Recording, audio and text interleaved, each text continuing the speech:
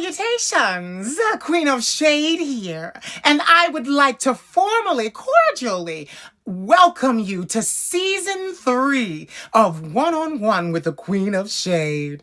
Oh, we are so excited to be entering our Season 3 of One-on-One with the Queen of Shade. It has been quite an honor to speak to the most amazing Black and Latin men and women and Caucasians at times that live on the world's stage of social media. It has truly been an honor, and I have enjoyed every single moment of it. So listen, what you need to do right now is get yourself a snack and come on back to watch this show. Because, baby, we have so many wonderful conversations lined up for your viewing pleasure.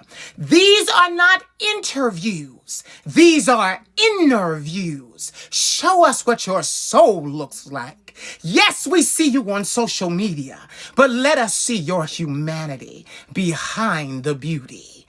Beauty is invincible, darling. But now, let's make it talk. So come on, let's get to the interview and enjoy it together. I love you very much, and thank you for supporting me for 3 seasons. Mwah. Love and sex, fools know best. It's the ones that want control of me. When they buy, they pay my currency. Why do you act so surprised?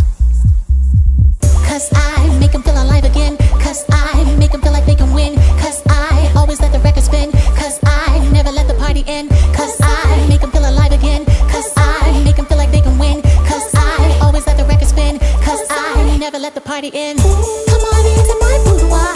Come on into my party. Come on into my boudoir. Come on into my party. Come on into my boudoir. Come on into my party. Come on into my boudoir. Come on into my party. Love and sex means parties. Love and sex means parties. Love and sex means parties. Love and sex means parties. Love and sex means parties. Love and sex means parties. Love and sex means parties. Love and sex means parties. Then the rules you can choose. We don't tolerate the enemy. What you do here remains judgment free. You're so safe here. Cause I make them feel alive again. Cause I make them feel like they can win. Cause I always let the record spin. Cause I never let the party end. Cause I make them feel alive again. Cause I make them feel like they can win. Cause I always let the record spin. Cause I never let the party end. Come on into my boudoir. Come on into my party. Come on into my boudoir. Come on into my party. Come on into my boudoir. Come on into my party. Come on into my boudoir. Come on into my party. Love and sex means parties. Love and sex means parties. Love and sex means parties. Love and sex means parties. Love and sex means parties. Love and sex means parties. Love and sex means parties. Love and sex means parties. Brandon Jones, aka Jonzu.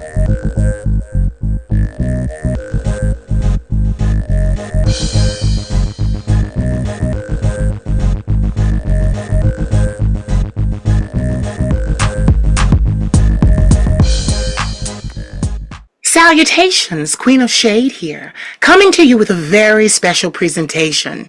Welcome to Season 3. Season 3 of conversations that are interviews, not interviews. I am so elated to be still sitting here able to talk to some of the most beautiful Black and Latin men around the world. Having said that, I have someone today who you can clearly see came prepared. He got my memo. But anyway, ladies and gentlemen, please help me welcome back to One-on-One with the Queen of Shade for Season 3, Mr. Brandon Jones, a.k.a. Jonzu.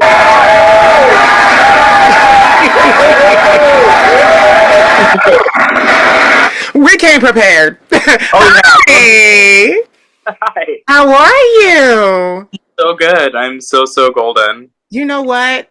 It's so funny because like people don't get, but I've been doing this since like 2003.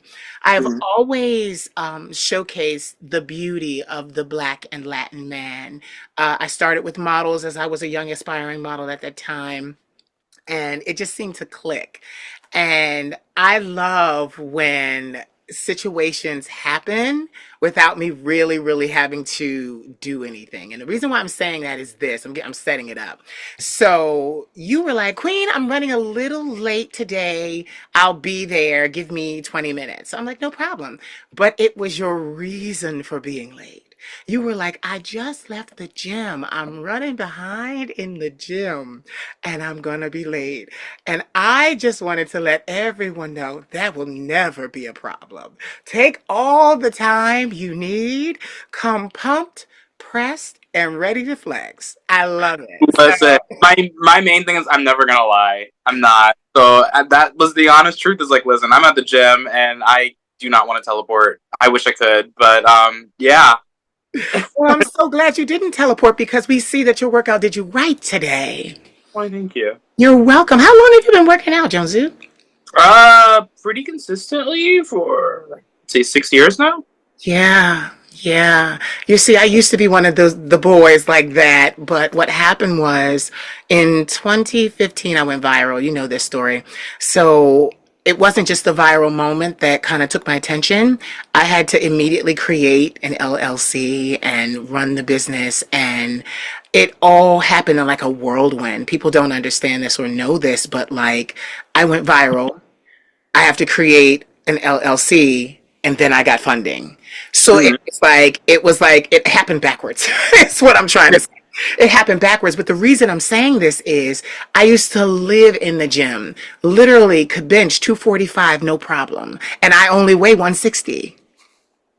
So it was no problem. And I used to run around. I remember when I first started on YouTube, I used to run around and people, oh, why don't you have on a shirt? And you could see the striations in my chest and all that. And I really enjoyed that.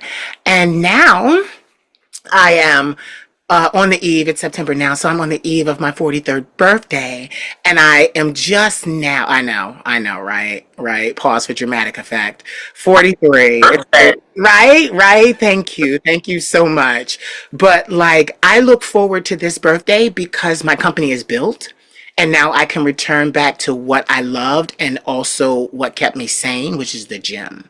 So that's why I said what I said. You look amazing and you've been doing an amazing job, and we can tell. Are you one of those people that when you work out, you do one body group at a time, or do you? Mhm.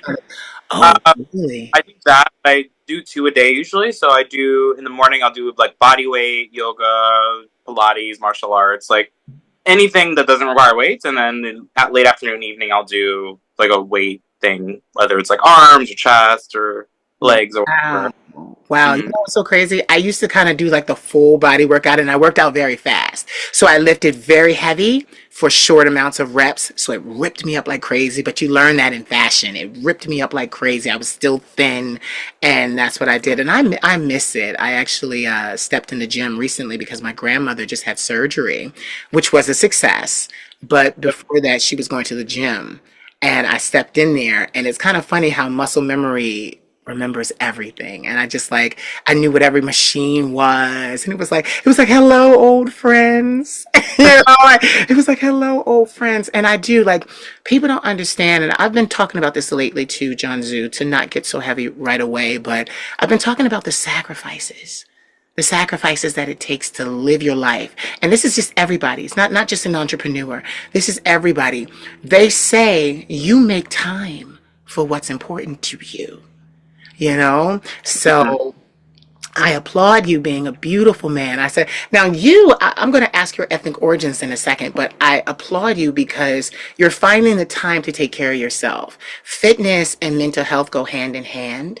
Many times when my therapist and my psychiatrist would suggest I do the gym, it was kind of to regulate the chemicals, give me a balance. And it did that. So the name Jonzu, where does that come from? So it's like an. I think we talked about this the last one. We did, but I'm refreshing so they can know, so that everybody's like Um, gawking at you. They're not going to hear a single word you say, mind you, but it's okay. They're just going to stare. But yeah, looking at boobs. So it is my last name in Japanese because I'm obsessed with anime. Yeah. So I came up with it when I was like 12 or 13, and it kind of stuck. Like my mom calls me Jonzu, and a lot of my friends, and it just feels like that's who I am. Obviously, some people still call me Brandon as well, but yeah, I came up with it all those years ago, and it became like my artist name, my entity, my LLC, like every my performer name for porn. Yeah, it is my name pretty You much. know what I love about you? You said my LLC. So what is your LLC? So you have one too. What does it specialize in? What do I have it under? I think I have it for either it's for acting or it's just like creative and art. I'm pretty Mhm. sure it's art and like fashion design, which I don't even do. But I literally just created it just to have it and like just to cover my bases. When I work outside, I'm was from New York. I'm no longer based in New York. But when I would work outside of New York and work in other states like California and have a gig, I was noticing that a good chunk of my payment was getting like cut out because of taxes. So the LLC was a good middleman to like negate that. Yeah. You know, a lot of our performers today do not understand the importance of an LLC. And I love that you immediately, let me fix my hair. There we go. I love that immediately you knew I need to protect myself. This is what I try to teach my artists because I mentor a lot of artists and I'm like, they're like, oh, I just want to be an artist. I just want to be an artist. And I'm like, no, no, no, no, no, no. You don't understand the extra precautions. So what led you? And I know this is more like it's more like an interview, but it's not, it won't be in a little while. But I'm curious because I want to know what led you to even know that you needed an LLC. Is it because you're a collegiate level man or you heard someone or you have entrepreneurship people around you? Like, how did you know I need an LLC? Because most I people don't.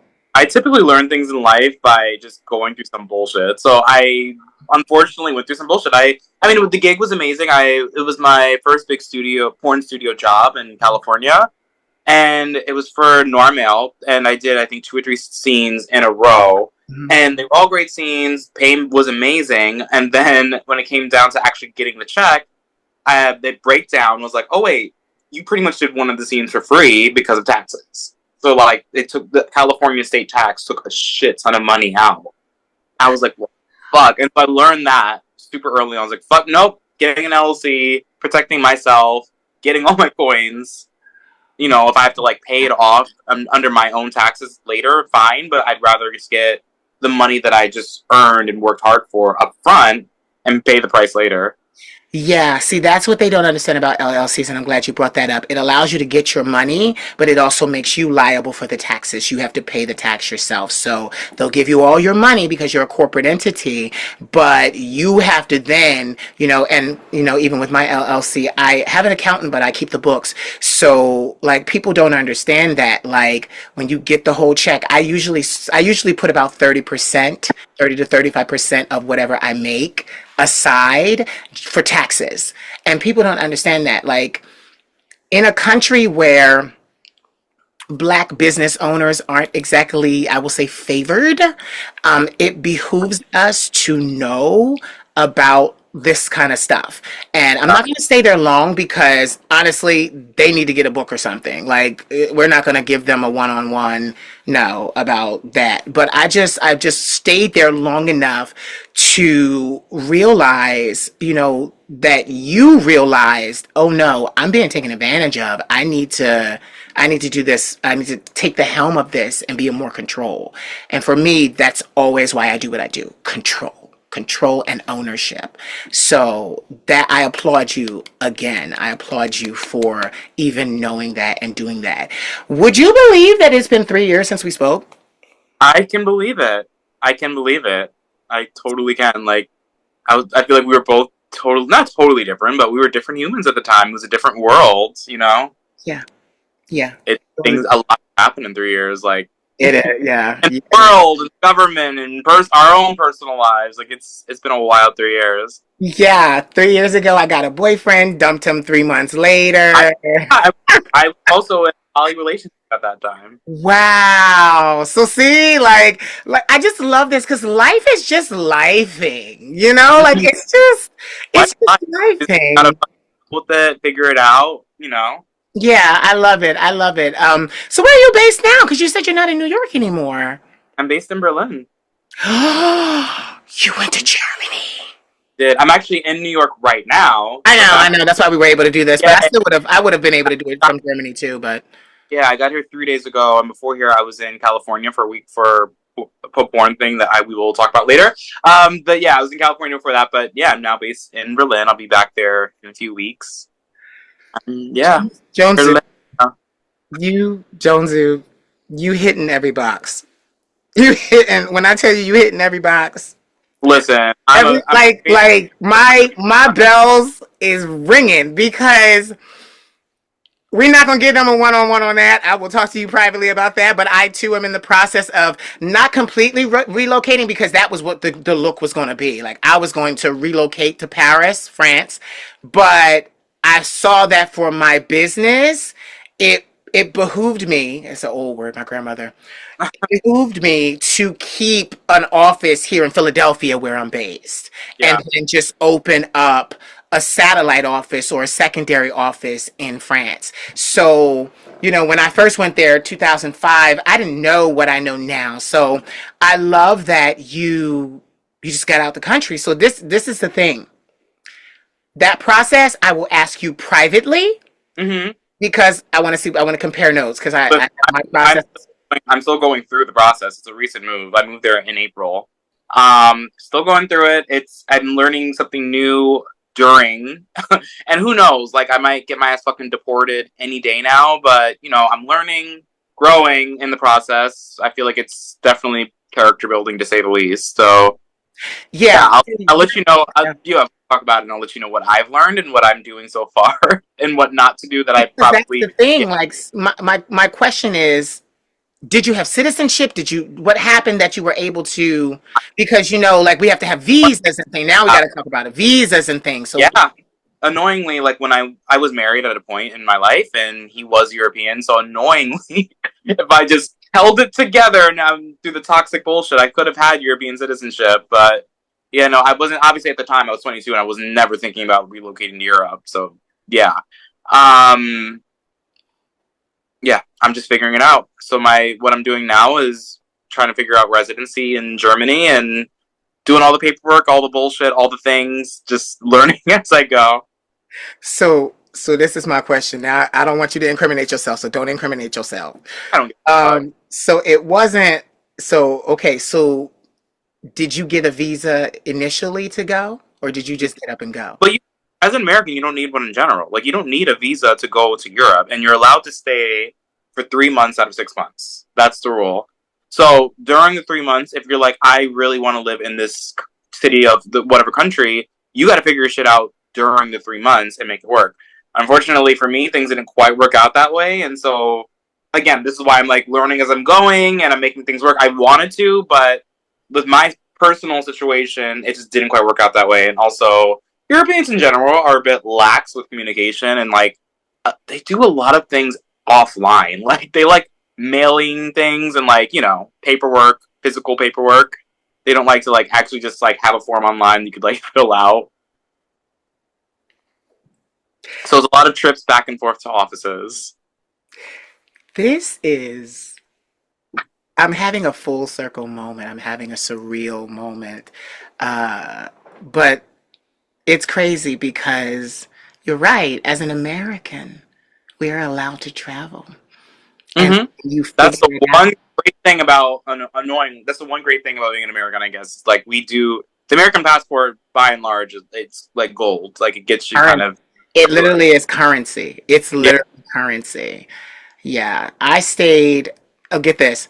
When I went back in 2005. It's kind of funny. I was 22 years old. I was a model at that time. So I went to Paris for it was supposed to be for 3 months. Then I got sick because of mental illness and the stress. Oh, Jonzu, the stress of the fashion world. I ended up staying 6 months, but two of them were in a hospital. An extended stay hospital, let's say. Yeah. Yeah, the psychiatric unit. Because, I live with bipolar disorder, PTSD from my childhood, acute anxiety disorder. Then it was just the stress and the trauma of my life, me running from my life. because that's what it was. Like I was running from my life and my past, and I end up in France, and it was so crazy because when I was like even breaking down, I was like, I gotta go home. My friends were like, you can stay, you can stay. I got offered a job, like, and it was so crazy because it was outside of fashion, but it was more for interior design. She had her own firm. She was like, I will do the paperwork. You can stay. She was very wealthy. She was like, you can stay in one of my many apartments that I own in this city. I mean, she was freaking loaded, this woman, but she was in the hospital like me for what I will call a rest. So it's kind of All funny. need Yeah, sometimes. say it again, baby. We all need a rest sometimes. I needed one because that was the first time I was away from my family far enough to have Yeah. them have no hook in me, like no negativity, no venom, no poison, no you're the black sheep, we don't like you, like that kind of stuff. So I was far enough away, but I was still carrying the trauma with me, which allowed me to go, which kind of hindered me because then she said it. She's like, you can stay. And I'm like, no, I got to go home and figure this out. So I went to face my demons basically. And it has Mm. taken me 20 years because I went in 2005. This year, 2025 made, the 20 years. So, but it was great experience. So now why Berlin? Because you could have went to any other country. Of course. And I have thoughts in my head because I've seen other content creators go to Germany. So I want to know why What Germany. what are the thoughts in your head before I continue? Well, get this. I spoke to a couple of other people. They went to Germany because Germany had more of a open, kind of welcoming market towards people that worked in adult film. Yeah. So that's what I remember him going to exposés there, and pouring this, pouring that. Like it was an easy door for him to walk through. So why you? I mean, that coupled with other things. I mean, Berlin is kind of its own world outside of Germany. Like, if you go to Cologne or Frankfurt, it's not like the same kind of vibe. Yeah. And a lot of Germany actually kind of like exiles Berlin. They're like, that's its own thing. Um, yeah, Berlin just feels like my city. I've traveled there so many times for the past like 3.5 years, and then I would make more friends, more connections, more gigs there, and it just felt like home. And yeah, it's just in general, like I feel like I'm like unlocking like my full like creative artist potential there. I get to do all the fashion stuff, the X-rated stuff. Like I'm getting more into directing. Like all of the things that I'm like moderately good at, kind of good at, really good at. It's like I'm maximizing it there in Berlin. So it feels like home, and it's also a good hub to just like go anywhere else. Like I could hop on a quick little Ryanair flight to Paris or Amsterdam, Barcelona. I go to often, so yeah, it's like for me, it's the perfect place, and it's just like so liberating. Like, it's a very queer, liberated, open-minded city. Like nothing is off limits, and no one kink shames. It's really chill. That is why I love Europe. I will always love Europe. France will always be my place, but I love Europe because they, like you said, you started to say it earlier, they have a slower paced way of doing things. Yeah, like it was kind of like, yeah, like, and I love that because like you said, like get this, I've been talking to people that have had different experiences. My one friend, I love you, Morgan. He's such a beautiful man. I'll have to introduce you. He's gorgeous. He went to Portugal. And that was never on my radar. I never thought to go to like Portugal or anywhere like that. But get this, he went to Portugal. He bought a home. He's an architect, black architect. He bought a home. His mother bought a home. She was a supermodel. So, and his father was a huge New York tycoon, like huge in architecture. So, what happened was he gave me information because he went to Portugal, and by him buying a home of a certain value, they gave him citizenship immediately because yeah. Now, there's a reason why I'm saying this. This is going somewhere. So, what he didn't realize was not only did Portugal give him citizenship, it gave him citizenship into 28 other countries in the EU. Yeah, I mean, France was one of them. France was one of them. Germany was one of for them. sure. Yeah, once you're a citizen of one country in the EU, you're a citizen of all of it. Yeah. People don't understand. They don't know how this thing works. So no. So get this. You said, because last time I talked to you, we were talking about the same stuff. But you mentioned as you are talking about Berlin, you're getting into other parts of yourself. You're examining other parts of yourself. So talk to me about acting. Talk to me about directing, because clearly you put them in the same sentence. So it's like you're not just an actor. You're a director. You're looking to produce. You're looking to do those I things. mean, I'm just a full on artist. Like I do it all, and like the thing is, like I have lots of things that I enjoy, lots of hobbies, lots of things that I'm decent at. So I'm, for me, I'm like, if I can monetize this or utilize it or expand on it, why not? So, I, yeah, I kind of just, and I teach myself new things all the time. Like, I've never been the best dancer in my life. Like, I grew up like with two left feet and just really awkward and nervous to ever dance. And I've taught myself fairly good how to do that. And I've done quite a few dancing gigs and, experimental performing gigs. So, things like that, or just like painting and sketching, or acting again. Like I've done more and more films outside of porn. Yeah. So just little by little, just like teaching myself and just throwing myself into things, even if I'm not qualified. Yeah. Oh, please get this. That's what I love. With Europe, you don't even have to be qualified. I've noticed this. Even in France, you don't have to be qualified. Just show up. Yeah. It's true. They don't, like, Americans don't realize Show it. up and act like you know what you're doing. Mm-hmm. Just show up, literally, and they'll be like, if you look like you belong, they'll let you in. Yeah. I experienced that too. So get this, like, how is it working for, do you travel back and forth, like, because I know you're still heavily into the adult content as well, so do you do more there, or how does it work with you in California? Like, do you travel back a lot? Like, No, but I mean, the thing is, I haven't done adult content in California in a while. Like, mm, really, like this was, I want to say 2 months ago. Like I wrote this. It wasn't like that heavy, but I just wrote this like little story on my Instagram because I had an epiphany. I thought to myself, I've been doing porn for years, but I noticed the past like 2.5 to 3 years, it's been getting like less and less of like the mainstream stuff that I was getting when I first started.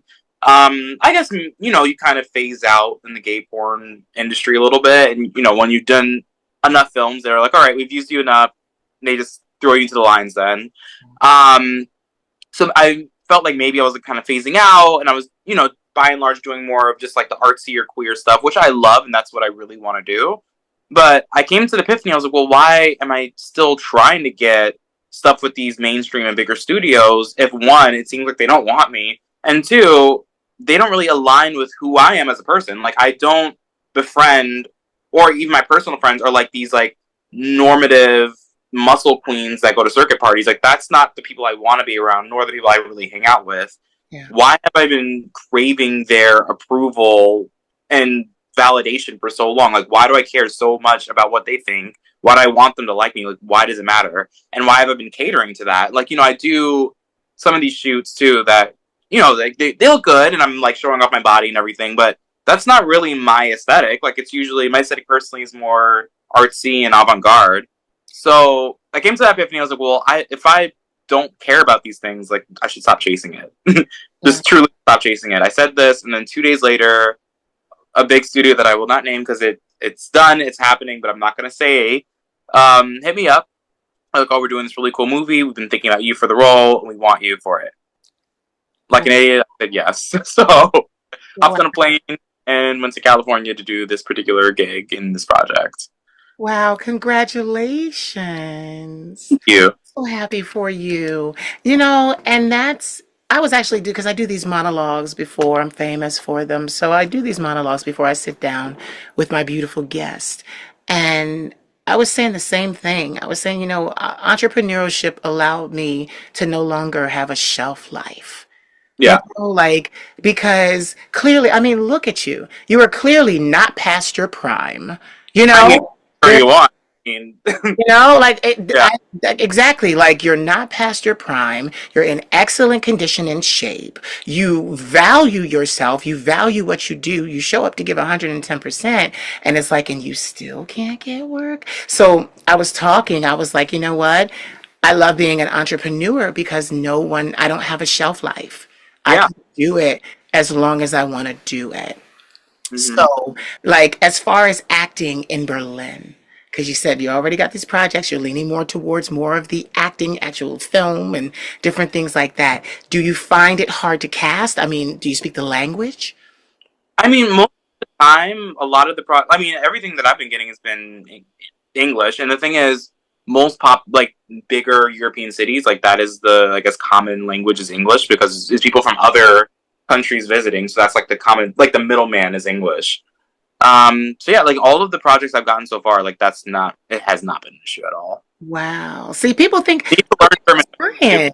People thought I was lying when I said I didn't speak French and I went to Paris and had no problem. Parisians in general know English; they just won't speak it because they don't want to.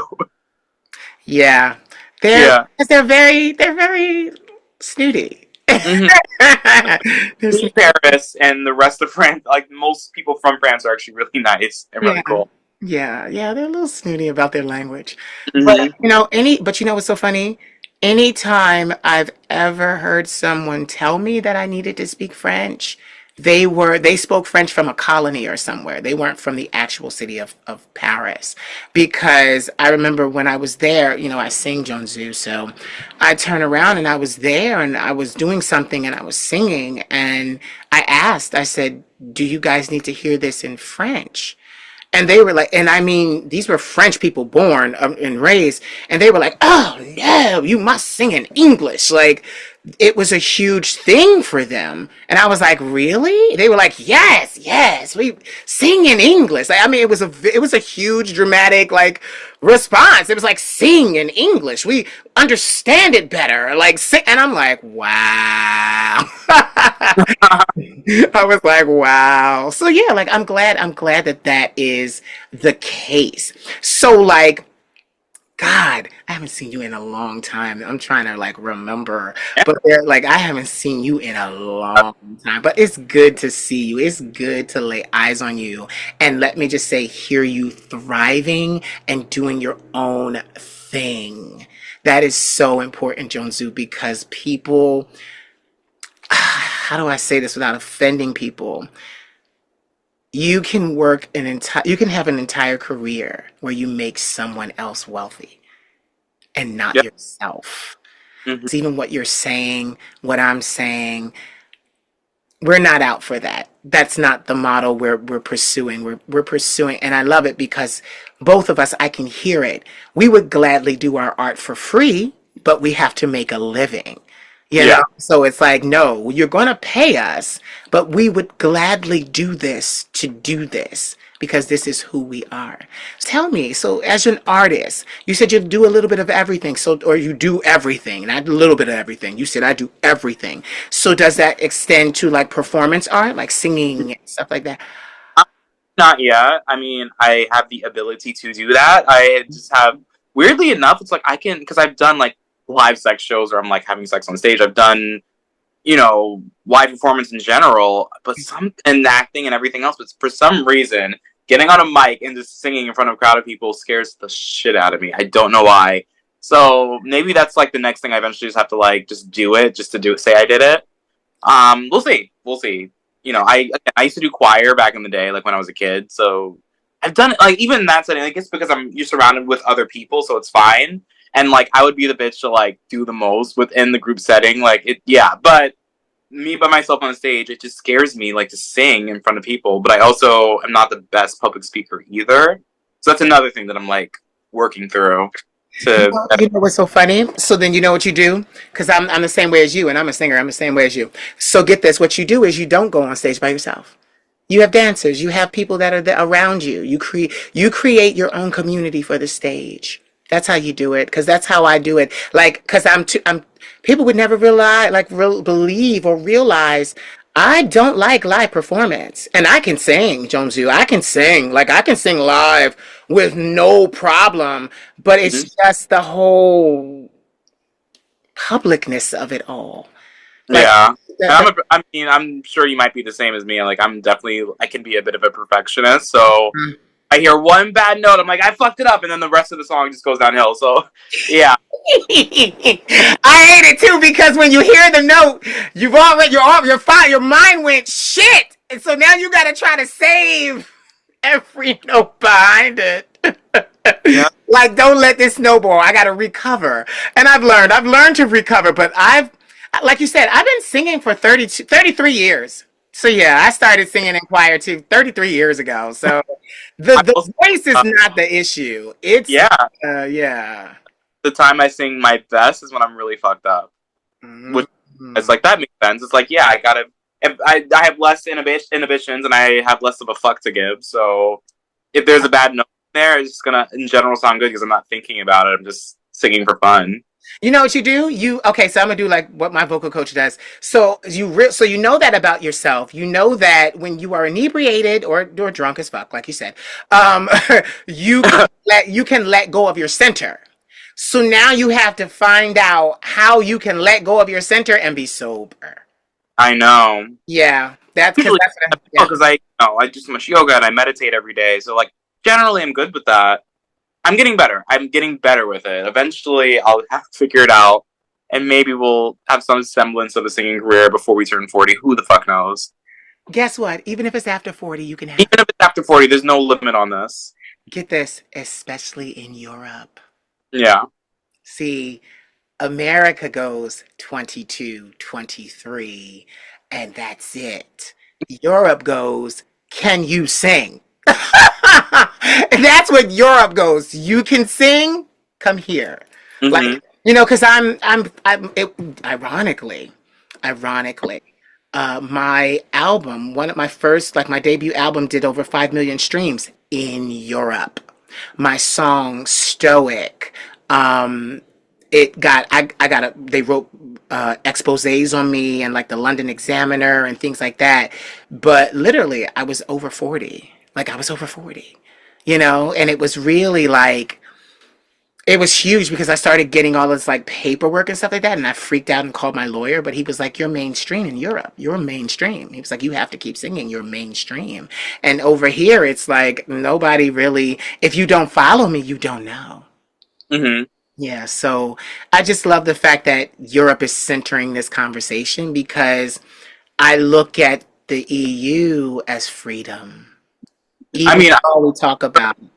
I saw, and I think I commented. I saw one of your posts. You were talking about like your experience Mhm. on the fashion industry and some of that stuff, and I really resonated with me, and I really was like, yeah, thank you for sharing this. Like, that's heavy stuff, and I It if you're was. I'm like, it was, Jonzu. It was. It was. I know it was like I've dealt with it all. Listen, and I deal with it in a different way. Mhm. Like I read it and I was like, yeah, like most people do go through this bullshit. Like, this is a flesh factory. Like you are a piece of meat in this factory and you got to deal with it the way you can deal with it. And it's either, you know, you run away or you give your boundaries. And if you give your boundaries, you're shunned by and large. And for me, I think the way I deal with it is because I'm generally a kinky perv, so I'm like I'll go along with it. Like it's fine. Yeah. Because for me, I've done worse for less, and two, it's like listen, I'm a New York bitch. Like you're not. There's nothing that you can say or do that's gonna phase me. Truly. Yeah, I have a friend. I'm not going to call his name, but I love you. We were talking, and he was saying the same thing. He saw the exposés because that's what they are. They're exposés, but they're my book. Like I'm going to compile them and put them together. I have an amazing editor, and so That's what I'm doing, and I still have 25 chapters to post to my site. Like I Yeah. really wrote it. Like it was a lot that happened in processing it and things like that.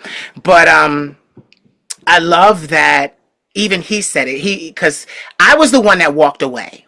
I was the one that said, no, you can't have me. I was the one, but you have to understand why. And I wrote about it. I said no to the meat market because I was already a meat market in Philadelphia. I was already fucking homeless, having to sleep with men to have a place to live.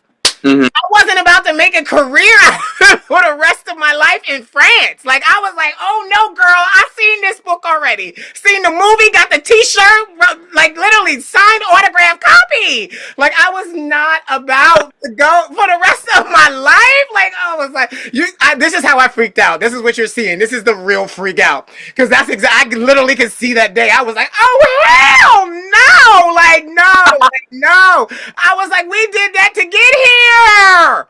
We did that to get here. And then when I thought I could Oh, sit and put them little pom pom poom poom shorts away, y'all talking about some, oh no, no, I had enough. I had had enough. I had had enough. And I'm still writing, and there's a lot more. I love your delayed reaction. Oh wow. Hold on. I need to Yeah, get after that one. yeah, I love your delayed reaction. He said, let me grab a cigarette after that. No, yeah, but no. Like literally, I had been there. I had done that. So literally, I was not about to make a whole career out Yeah. of that, like out of that. And the piece that I'm getting ready to post is about a famous model manager. Famous. When I tell you famous, you drop his name, you get in the door. He took a liking to me and was interested in signing me to himself. I should have known something was up. He actually signed models to himself and then placed the model with the agency. Okay. Yeah. Yeah. Hmm? But he basically owned the model. And but knowing him was just like if I refused him, if I rejected him, and that was the thing, I was saying no the whole time. Like I was like, nope, I'm not doing this, I'm not doing that. He used to write me these long emails degrading me. You're nothing, you're worthless, you'll never be anything. But in the same breath, he would say to me, sign with me because you can be a huge model in Europe. See, New York had already told me that. You don't belong here. You have a waif-like androgynous look. You belong in Paris. Go to Paris. By the time I got to Paris, when I got there, I was ready. But right when the door was starting to really open after Fashion Week, after people had seen me, after people had spoken with me, I was already burnt out. Right. I was already burnt out. It was a lot of stress. That career is a lot of stress. It is the meat market. You know, I even talked about in one of the exposés when a friend of mine, a buddy of mine called me in New York and one of his friends was doing a documentary on YouTube. He walked past the camera, just his side profile alone, and his own agency sued him for $80,000. Oh, wow. And he called me for help. I didn't have the money at the time, but I had the connections. So he was asking me, like, what can I do? What can I do? And let's just say he worked it off. But the thing is, I met them that way. And I talked about it on in the exposés. I'm glad you brought that up. But I met them and they were on their knees. And I was saying to them, you're black, you're Latin. Why are you doing this? You don't need to do this. You don't need to do this. But they thought they knew better than me because all of them were collegiate level. They were college graduates. They held bachelors and they had masters. Here I was, this kid that had to be medically withdrawn from college. They didn't take me seriously because they did not think I had the education to do so, or to tell them, or to advise them. But you know what's funny? I sit here today, the Queen of Shade, and they are nowhere to be found. Pause for dramatic effect. Okay. You know, they're nowhere to be found. They did not get the careers they thought they would by saying yes, by bending over. I got my career on my terms. Mm-hmm. Pause for dramatic effect. That's my new word. Pause for dramatic effect. But like, I'm so funny. It's so funny that you brought that up. But I was saying, my friend that was speaking to me, he said to me, he was like, "Oh my God," he was like, "This needs to be a Netflix series." He was like, he was like, "Oh my God," he's like, "This is we need more than just 2.5 hours. We need a series behind this because I get really detailed." It's the first time I've ever gotten really detailed, but he confided in me and he said, "I was one of the models that did everything they asked me to do." He said, "I bent whichever way they asked me to." He said, "And I still didn't get the career." And I said, "You never do, because once you bend, they pass your name around to other people that want you to bend. And that's where you stay. Yeah. You don't make it any higher." The gatekeepers are something. Yeah. And a lot of male models get upset when I say this, but I'm like, it's one thing to bend over for a career. It's another thing to bend over for a gatekeeper that was never close to the dream you wanted. They were so far away, but they were gatekeepers, but literally they couldn't have gotten you any closer to the Holy Grail in any capacity. So you Right. basically slept with a nobody. Right. You I slept mean, with nobody. Right. My thing is, I think at least nowadays, I think it's a little less prevalent, like, because of the Me Too movement and cancel culture and the internet. So it's a little less prevalent. But for me, my thing is, if you're gonna go that route, at least, Mhm. in the very least, you better fucking be good.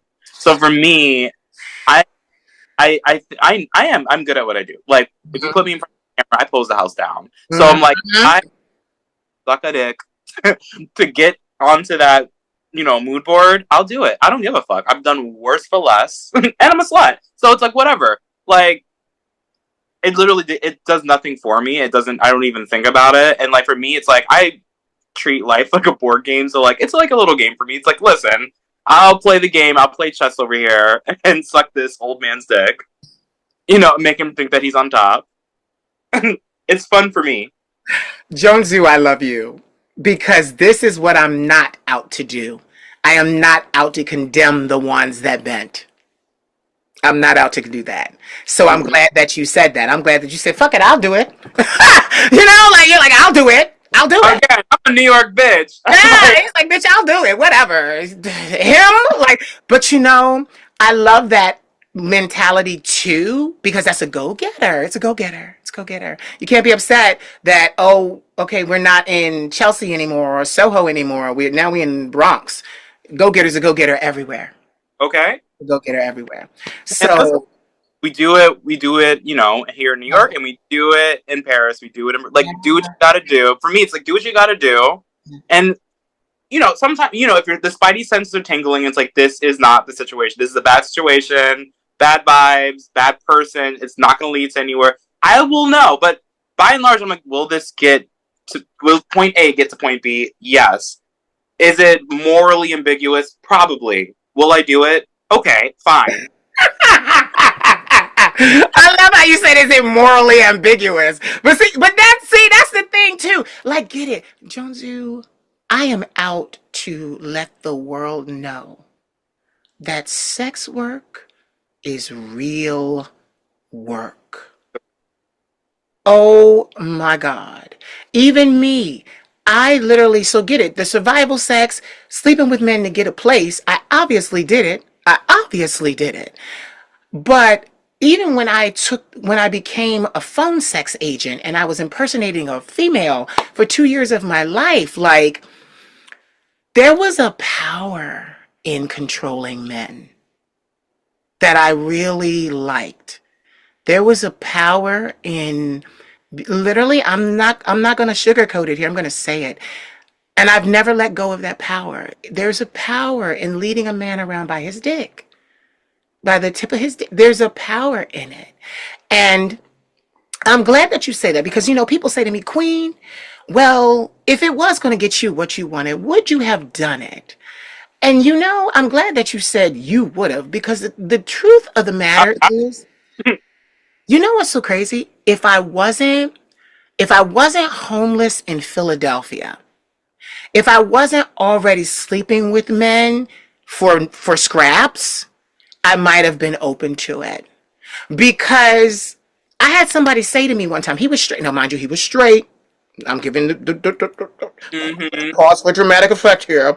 He was straight, but he was bending and he was doing the things. And he said to me, he was like, you need to come to New York and do this. Like, he got mad at me. He's like, you need to come to New York and do this. You're gay. They're asking us to do everything that you already like to do. And he was right. But the thing is, none of them knew my background. It was it was hard. It was hard to have to sleep with a man for a meal or a couch and then have to deal with him requesting you not just once a night, 3 times a night, and you can't say no. Right. I didn't, for me, it wasn't the sex act. It was the control. That's my problem. See, I Mm-hmm. had to ask myself, what are you saying here, Queen? I'm saying that it wasn't the act, because I'm a slut too. God knows. I've been celibate for 13 years, but I plan, when I break my celibacy, I'm going for escorts and only escorts. Like literally, I'm going for escorts and only escorts. I want to pay for it. I don't want it for free because when you get things for free, they're not the way you want them. I want it. I want it every way. I want it when I want it, how I want it. I mean that. I mean that with my whole heart. My grandmother even knows that about me. My nephew knows that about me. They're the two closest people in my family to me. No, I want it how I want it. Like I no, I'm like yeah, like I'm not playing. But like I think if I hadn't had that experience, it would have been easy because I think Paris wasn't out to unalive, to murder me. They were simply saying to me, well, this is the way that it's done. You're a beautiful body. We have clients that appreciate a beautiful body. Even the big time model maker manager that I was talking about, he even said to me in the United States, after he told me you could be a huge model in Europe, but he wanted me to sleep with him to get there. I didn't like him like that. He was beautiful, but I didn't like him like that, to control. But I would have been able to perform because truth of the matter is I did like the sex. And I remember, and I got to shout this woman out. Shauna Brooks, she's a transgender actress. She said something a few years ago that gave me this, like when I tell you it gave me the spirit, I was like, oh my God, yes. She said this, she said, so if I'm wrong for selling my pussy for the price that I set, and that makes me a slut, then you giving your pussy away for free, does that make you a nonprofit organization?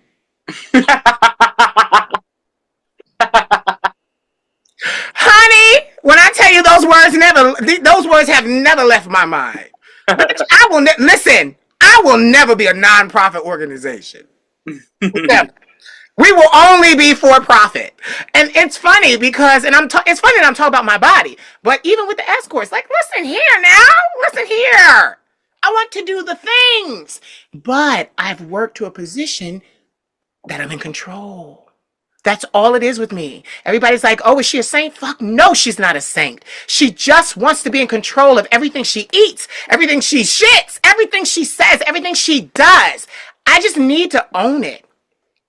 I need to own it. Because, please, I remember this movie. They said, oh, I'm going to be a naughty vampire god. I'm going to be a sex god. I already know this. I already know this because I was before. I remember in one summer when I finally did get my place, my apartment here in Philadelphia, and it was in a really nice part of the town. I remember I call it taking my body back. I slept with 85 men in one summer. The summer's only 90 days. I slept with 85 men. Okay. Yeah, because Summer. but this is the thing. I was reclaiming myself. And then as I was reclaiming myself, I realized, oh, you're really good at sex too. It's a win-win situation.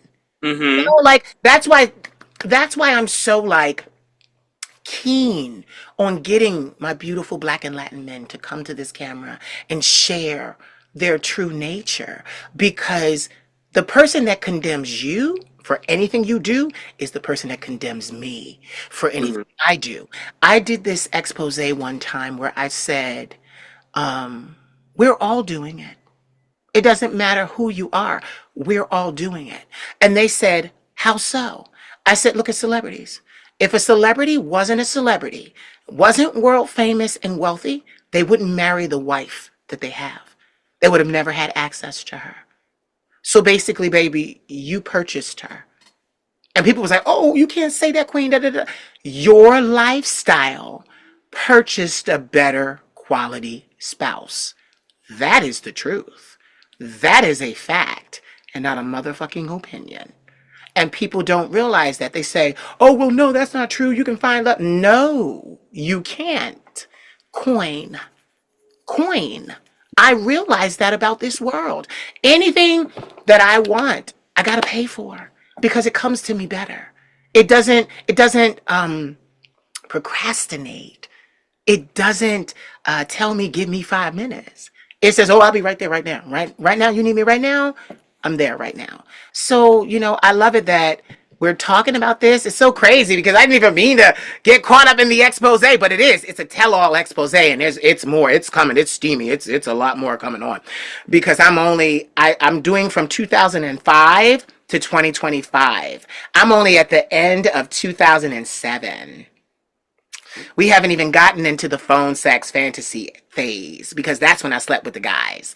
Because even my boss said doing this phone sex is going to turn you into a demon. Like, she told us all, it's going to turn you into a demon for a while. Some of you may bounce back, some of you may not. But it did. She was right. She was right. It was the power.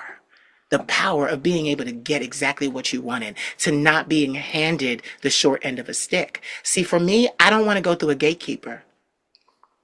I don't want to go to a gatekeeper. I want the client to request me. I want the client to say, oh no, we deal directly with her. Like, no, that's why I don't have a manager. I have a lawyer, I have an accountant, I'm my manager. You're going to tell me to my face what you want from me, and I'm going to accept or reject. Most people are like, oh, that's not professional. Yes, it is. When you're in control. Yes, it is. So anyway, are you in love? Are you not? What's going on? How are the men in Germany treating you? The men are the men, but no. I think I travel too much to entertain a relationship. I'm lightly talking to this boy in Barcelona. It's a newish thing, but mostly no. I'm just enjoying single life. Enjoying mingling with boys and just working. Like, work is, I think, the work and the creative stuff is just my main priority right now. But I'm glad you answered it that way, because it's true. When I first started modeling, they told me, if you have a boyfriend, get rid of him. It doesn't work, because they're going to want to split time. I'm not a relationship girl. I'm not. That's why I'm doing escorts. I'm not a relationship girl. I tried it when I turned 40. I had a boyfriend for 3 months. That was it. It was it. Because my life and what I do, I love more than any mortal man. Yeah. I love the creator lifestyle. Mm-hmm. I love the artist lifestyle, the musician lifestyle. I love that more than anything. Like, being able to island hop, being able to country hop, continent hop, like being able to do that and truly being your own. That is so big to me. And like you said, working, doing what you love to do as often as you love to do it. Yeah, I definitely agree with you. No, single and staying single. Like, no. Yeah, like I agree wholeheartedly. Like, what? Are you crazy? So get this. I don't think I asked before, but I wanted to ask now. Um, Family. I'm not asking about the dynamic or anything like that, but have any of your family members wanted to visit you in Germany yet, or do you? Yeah, I mean, still a new move, but my mom has been talking about it for the past couple of months. So eventually, she'll make her way over there. My brother is in the military now, but there's a possibility he's going to get stationed. I think he said London, somewhere in the EU or UK. So if he is, that'd be amazing. We could just easily see each other. Mhm. I love that you have supportive family too. That's the great part. That's why I asked, because I'm like, you're not just going over there by yourself. You're going over there carrying love. And what people don't understand, just piggybacking off of what we were just speaking about, that kind of love fills the void. Like, you're not searching for it. It's not something, and I think you make better connections when you're not searching for love, when you're not searching for acceptance, when you're not searching for validation, all those Asians. Like, you're better when you're from a place of, oh, I'm good. Like, I'm good. To meet you is nice, to see you is nice. We can even do the things that people do when we like each other. But as far as, I joke, I always say I have 10 fingers and 10 rings on 10 fingers because I have no room for a man. Like, that's literally why I wear them in everything, because there's no finger available to a man. None. My time, my life, my love, my boys take up my time. And like I said, I'll be 43 and I'm not changing. I'm not changing. Not at all. Not. Our conversation has been great, but we flew. It flew by. It flew by. Thank you so much for coming to speak to me and share space with me. It will not be the last time. I might even get you back on here before this season is over because my seasons go a year. They go a year. So I definitely will keep in touch and find out how you are enjoying your new home, your new home.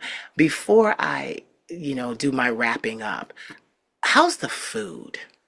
Because yeah, like, I just had to ask that because Paris was heavy, all lots of bread, stuff like that, but they had the best prawns, they had the best fish. Like I did enjoy I that. mean, I love food in Paris.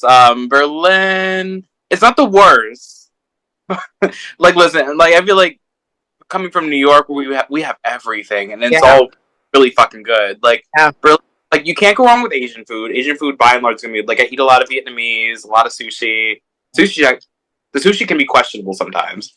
Um, where I eat a lot of ramen. And then they have like donor spots, which is similar to like our halal places. So it's lamb and gyro.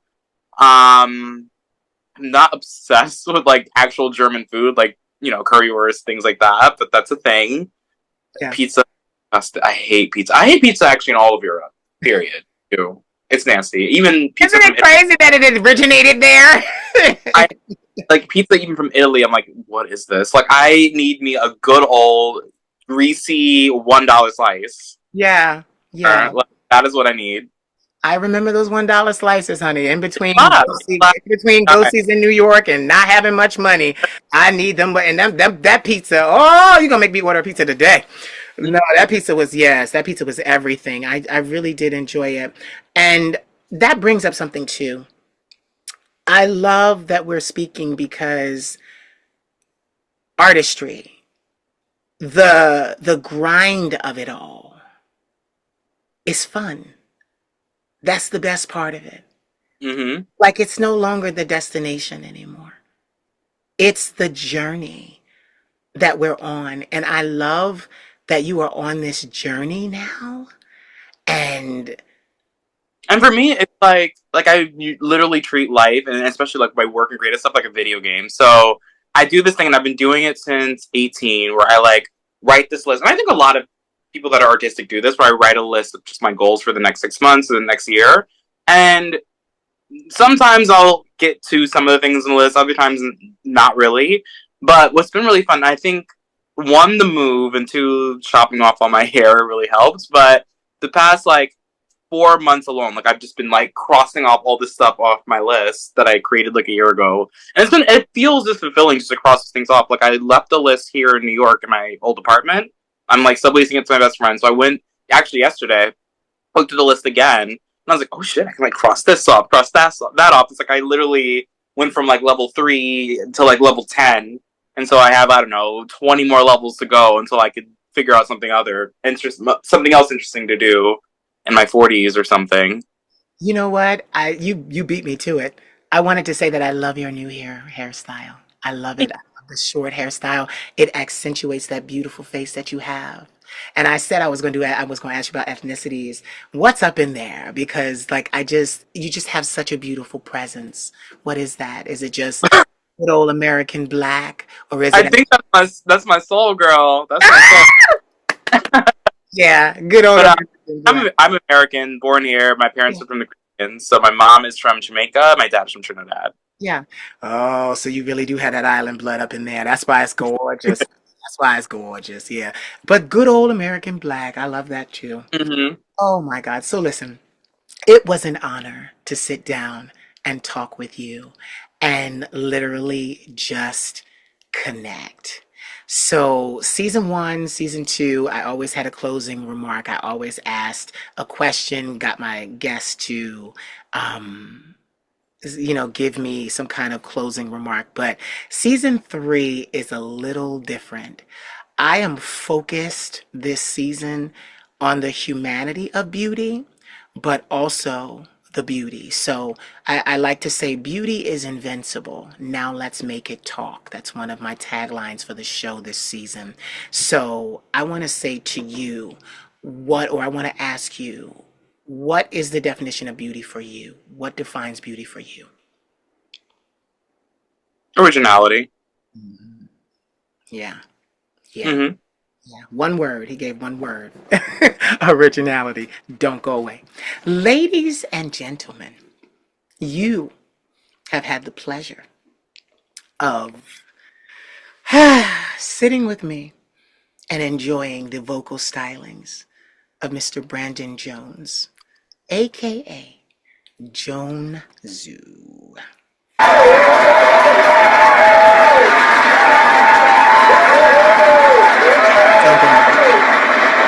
So did you enjoy? I know that I did. It is always a pleasure to speak to one of my boys or girls and have conversations that are meaningful.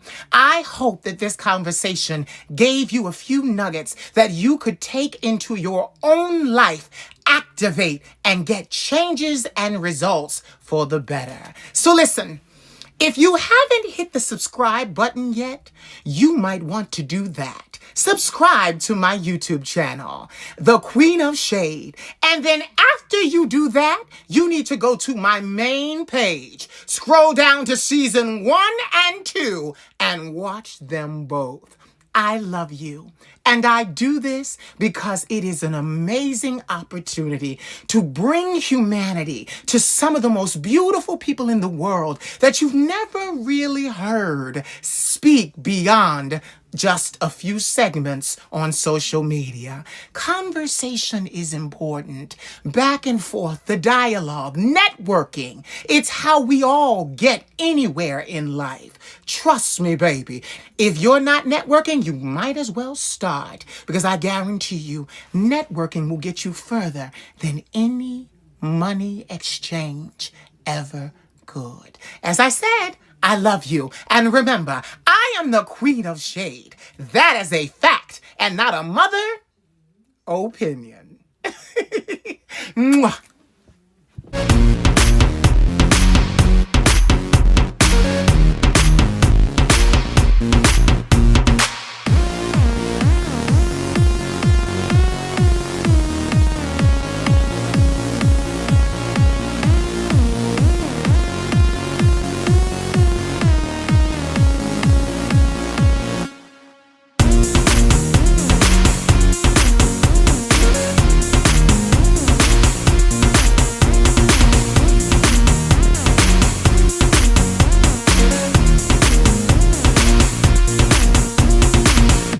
Don't worry, I'm a professional. TheQueenofShade.com. That's right, TheQueenofShade.com.